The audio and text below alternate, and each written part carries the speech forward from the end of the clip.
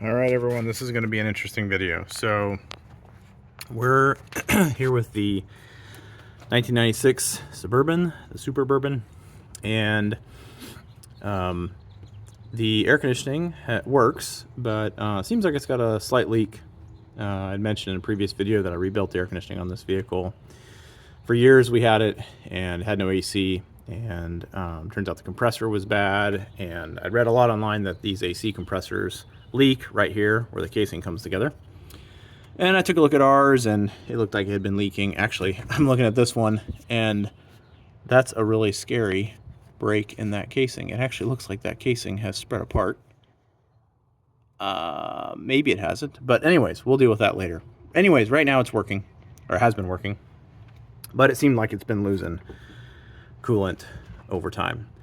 So I was filling it, or refilling it the other day, and I noticed when I took the adapter off to fill it that there were just a little bit of bubbles right here inside the valve. And did some reading, and it turns out that a lot of these valves have a Schrader valve inside of them, just a little push valve that lets fluid and gas go in but doesn't let it out. That's why I can have the cap off and nothing's leaking out right now. And so many of these air conditioning systems, when they get old, they leak because the Schrader valve leaks. So I did some looking around and realized that you can switch a Schrader valve on your own. It's not that big of a deal. You get a little tool like this one that goes in there, hooks on the end of it with that little adapter, and you just unscrew it and put it back in. The problem is, if you do that with the thing full of Freon, in the time that you take it out and the time that you put the valve back in, you're going to release almost all the Freon from the system. So that's where this little tool comes in. So what this does, it's very convenient. Let's see if I can do this with one hand. I'll show you. This piece right here attaches. I'm going to go ahead and put it on the end here. There's no harm in doing that right now.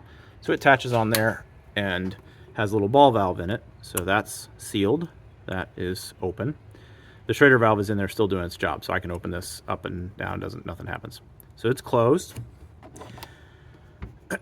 And what you can do is you open it up and you screw this thing on the end. And what is this but a little Schrader valve removal? So you slide that in, that gasket seals it against the body. While the valve is open, you unscrew the Schrader valve. I'll go ahead and put it on here and just kind of replicate what I did. I went ahead and did this already, so I want to go ahead and show how this works and the problem I ran into when I did it.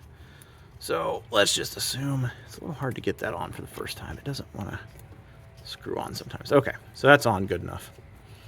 So the idea is you go in there, you unscrew the Schrader valve, pull this back as far as you can get it, all the way out to there, close the valve, then unscrew this thing, and your system is sealed off, and your Schrader valve is right there on the end. Now, I didn't do this here. Obviously, I'm just replicating what I did a minute ago. Schrader valve is there, and so then you go over here, you grab your new Schrader valve, which comes in the kit. This happens to be the old one. Right there, so you can get to focus.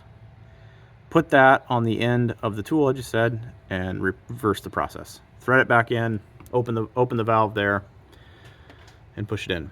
The problem I ran into, which was quite frustrating, is that the tool on the end of this, let's put this right there. So the tool here was actually not machined properly, and it was like pinched together so it wouldn't go on the Schrader valve. It's just a cheap kit from Amazon. That's the one for the high pressure port. It has the exact same fitting on it. It looks like as the low pressure port, so that seems like a mistake. But anyways, this one would not actually grip the Schrader valve. I kept trying to get it to grab that and turn. I just didn't get it to unthread. So what I did is I took the whole system apart, took the little tool they give that isn't with the valve. This is just for servicing it when you don't have any pressure on the system. And I just tried to hook the Schrader valve with that, and I was able to. So I was able to loosen it enough that it was kind of like hand tight. It was just kind of sitting there and ready to go. So then I put the whole contraption back together and backed it off with this thing. And I got the old one out and just found out that this was a little too tight and it wouldn't really hold that Schrader valve. So I just took a screwdriver and spread that opening out just enough that I could get the new Schrader valve in there and then put it back in. When I put it in, it was interesting. I put it in there and I didn't get this threaded first, and I opened it, which let out a ton of quick blast of Freon, but then was able to thread it back in. Put the new valve on, and I think we've actually solved the leak. So there's enough kind of Freon in that joint that if it were leaking, I think it would be bubbling. I could get some soapy water out here in a minute, but let's go ahead and open that back up, and you'll see in there there's no bubbling, no noise. I think it's working just fine. So I'm gonna grab some Freon from the parts store and fill this up a little bit more and see if the AC is a little bit more effective. It's never been super cold since I rebuilt it. I really need to have somebody vacuum it down and do it right.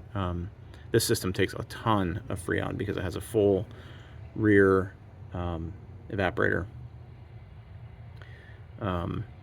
It's a big system that runs a full rear AC and front. So hopefully this will help it function a little better and not lose so much coolant as it goes through the summer.